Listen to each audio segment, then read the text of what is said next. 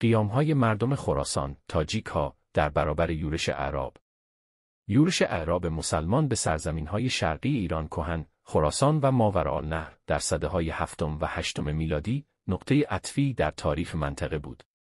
مردمان این سرزمین‌ها که بیشتر پارسی تبار و تاجیک خوانده می‌شدند، نه تنها با ساختار سیاسی و نظامی تازه روبرو شدند، بلکه با فشارهای مالیاتی و فرهنگی نیز مواجه گشتند. این شرایط زمینه ساز شورش‌ها و قیام‌های متعدد علیه حاکمان عرب گردید. قیام‌های مهم: قیام سغدیان، سمرقند و بخارا.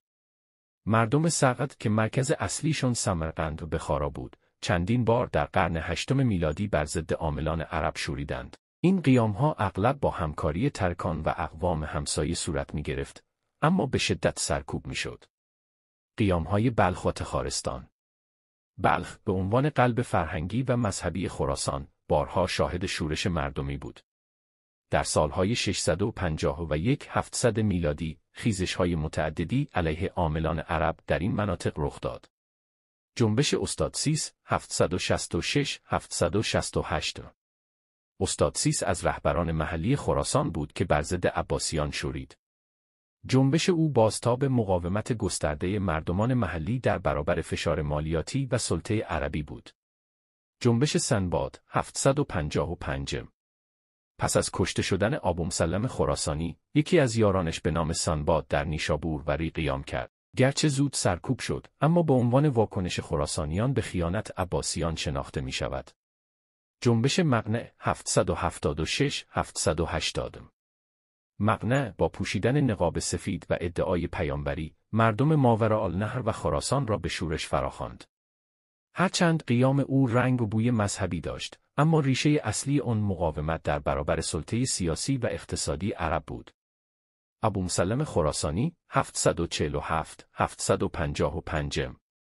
هرچند ابومسلم در چارچوب نهضت عباسیان فعالیت کرد، اما در واقع سازمان دهنده بزرگترین بسیج مردمان خراسان بر ضد امویان بود.